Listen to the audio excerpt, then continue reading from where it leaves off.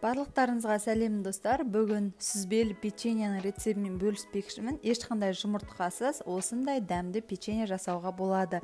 Дәл осы рецептімен жасап көріңіздер. Каналымызға тіркеліп лайк басып қолдау көрсетуді ұмытпаңыздар. Алда талай қызықты рецепттермен бөлісемін. Қажетті заттардың мөлшері видеода және де описание бөлімінде жазылған. Ең алдымен ірімшікке бөлме температурасында тұрған сары майымызды қосып, блендер арқылы езіп аламыз. Болмаса, шанышқымен де езсеңіздер болады. Келесі ұнды және қопсытқышты саламыз. Ұнды бірден салмаңыздар, бөліп отырып салу керек. Себебі біздің ірімшік өте сулы болса, ұнды біраз қосасыздар үстіне, ал егер де ірімшік құрғақ болатын болса, бұл ұн көптеу болуы мүмкін. Сондықтан аздап отырып, шетінен салып отырып, жұмсақ қамыр илейміз.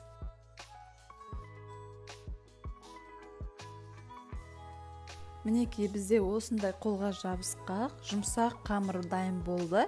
Бұл қамырды тындырудың қажеті жоқ, бірден жаюға кірісеміз.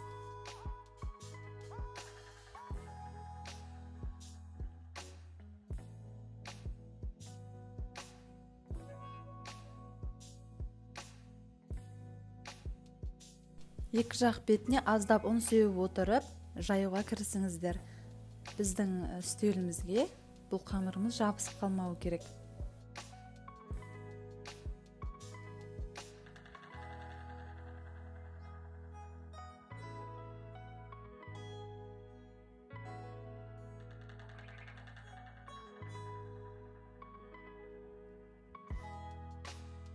Мінекей қамырымызды жайып болдық. Түзу болып оралуы үшін шетіндегі артық қамырларды алып қоямыз. Артынан бұны да жеке жайып, дәл осы видеодағыдай формаға келтіреміз.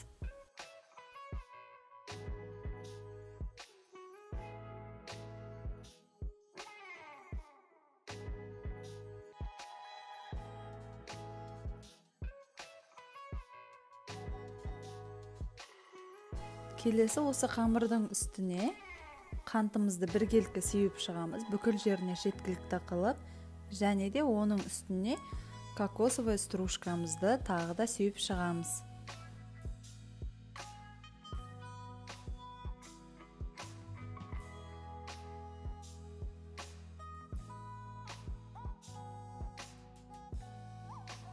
Ең шетінен бастап, домалақтап орай бастаймыз.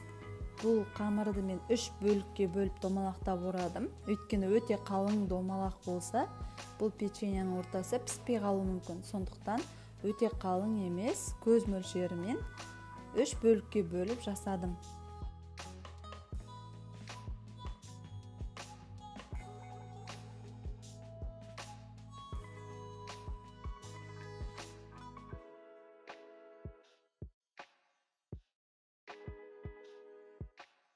Орап алғаннан кейін шеті әдемі болсын деп осындай кескішпен кесіп шықтым. Және де алдын ала пешті 180 градусқа қыздырып қоямыз.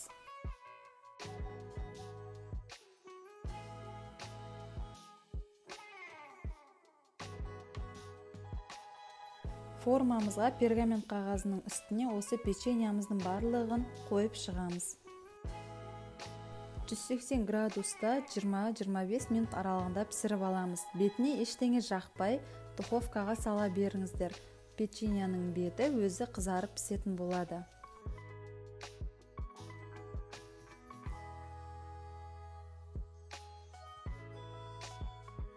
Мінекей біздің дәмді печеньяларымыз 25 минут аралықта пісіп шықты. Енді үстіне қант ұнтағын сеуді жөн көрдік. Өте дәмді, тәтті болып шығады.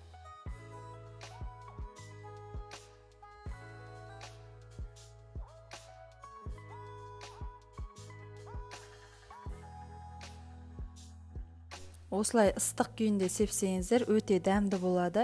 Дәл осы рецептімен жасап көріңіздер, сіздерге ұнайды деген сенімдемін. Үйде шай ішкенге осы печеньені жасап көріңіздер, өте дәмді шығады. Сіздермен болған Альмира. Каналымызға тіркеліп лайк басып қолдау көрсетуді ұмытпаңыздар. Алда талай қызықты рецептілермен бөлісетін боламын.